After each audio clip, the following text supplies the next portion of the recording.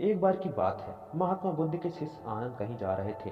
रास्ते में उन्होंने देखा कि एक व्यक्ति एक चट्टान पर बैठा रो रहा है। उसके पास गए और बोले क्या बोले कि बत्सल, तुम कौन हो और क्यों रो रहे हो। आनंद की बात सुनकर उस व्यक्ति की सिसकियां थम गई। वह अपने आंसू पोंछते हुए बोला, मैं पास के गांव में रहने वाला एक बदकिस्मत व्यापारी हूँ। मैं जो भी काम करता हूँ वह बिगड़ जाता है। व्यापार के चक्कर में मैंने अपनी पत्नी के गहने गंवा दिए। मैंने अपने परिवार को भी खो दिया।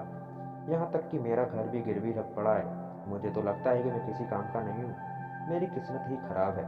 उसकी बात सुनकर आनंद बोला, तुमने किसने कहा बत्सल कि तुम्हारी किस्मत खराब है? जरा मैं भी तो जानूं कि तुम्हारी किस्मत में क्या खराबी है। वह व्यक्ति बोला, पहले मैं खेती करता था, पर हर साल उसमें घाटा होता है। कभी सूखा पड़ जाता है तो कभी ज्यादा बारिश के कारण फसल बर्बाद हो जाती है। इससे परेशान होकर मैंने व्यापार करने का निश्चय किया। मैंने पत्नी के गहने बेचकर अपना व्यापार शुरू किया, लेकिन मेरा व्यापार नहीं चला। शुरू शुरू में परिवार वालों ने मेरा साथ तो दिया, लेकिन जैसे जैसे मुझे नुकसान होने लगा, मेरे परिवार वाले भी मुझसे दूर हो गए। मैं ये सब उनके लिए ही तो कर रहा था, लेकिन अब वो लोग मुझे देखकर नजरें फेर लेते हैं और मुझे ही मेरे परिवार का दुर्दशा का जिम्मेदार ठहराते हैं। उस व्यक्ति ने एक लंबी सी सांस ली और फिर बोला, मेरा एक मित्र है, उसने भी मेरे साथ अपना व्यापार शुरू किया। उसका व्यापार अच्छा चल रहा है। वह जब भी मेरे घर आता है तो अपनी सफलता की कहानियां सुनाता है। उसकी बातें सुनकर मेरे घर वाले भी कहते हैं कि उसे देख और कुछ सीख। हमें तो लगता है कि तेरे बस में कुछ भी नहीं है।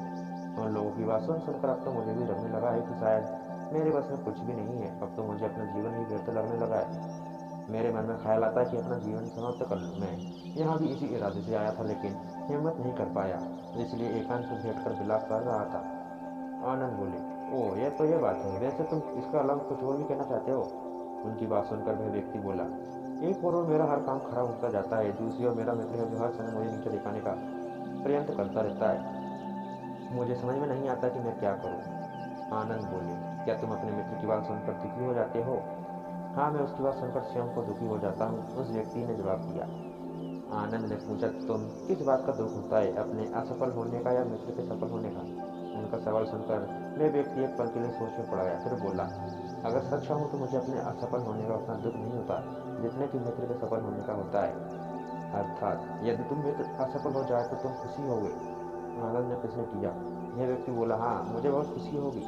इसका मतलब है कि तुम्हारी खुशी तुम्हारे मित्र पर निर्भर है। आनंद बोले, अगर वह चाहे तो तुम खुश कर सकता है, और अगर वह चाहे तो तुम्हें दुखी कर सकता है। तुम स्वयं से ना तो खुश हो सकते हो और ना ही दुखी हो सकते हो, अर्थात तुम अपने मित्र के गुलाम हो गए हो। इसलिए तुम्हारा कुछ भी नहीं हो सकता। ऐसा ना कहे न। उस व्यक्ति ने हाथ जोड़ दिया। आपकी बात सुनकर मुझे कुछ आशा बंध रही है। आनंद बोला, जब हम किसी से आशा बांध देते हैं तो उस पर निर्भर हो जाते हैं। ऐसे में हमारी खुशी और दुखी भी उस पर निर्भर करने लगता है। इससे बेहतर है कि तुम अपने आप में आशा बांधो। जब तुम ऐसे करोगे, साथ ही पूरे जतन से काम करोगे, तो तुम्हारी सफलता अवश्य प्राप्त होगी। कहते हुए आनंद ने एक पल के लिए उस व्यक्ति को देखा, फिर अपनी बात आगे बढ़ाई। तुम्हें लगता है कि तुम्हारा मित्र तुम्हें दुखी कारण आता है? अगर आप विचार करो तो वह बात सच्ची ही कहता है। अपने संघर्ष और अनुभव की बात बताता है। तुम अपने बातों से बहुत कुछ सीख सकते हो।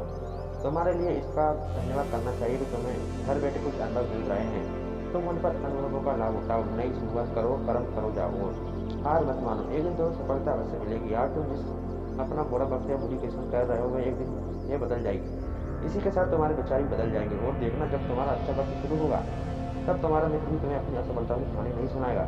तब वह अपनी असफलताओं की बात बताएगा, ताकि तुम उसकी बातें सुनकर भ्रमित हो जाओ, तुम्हारा आत्मविश्वास मिल जाए और तुम गलत निर्णय न ले सको।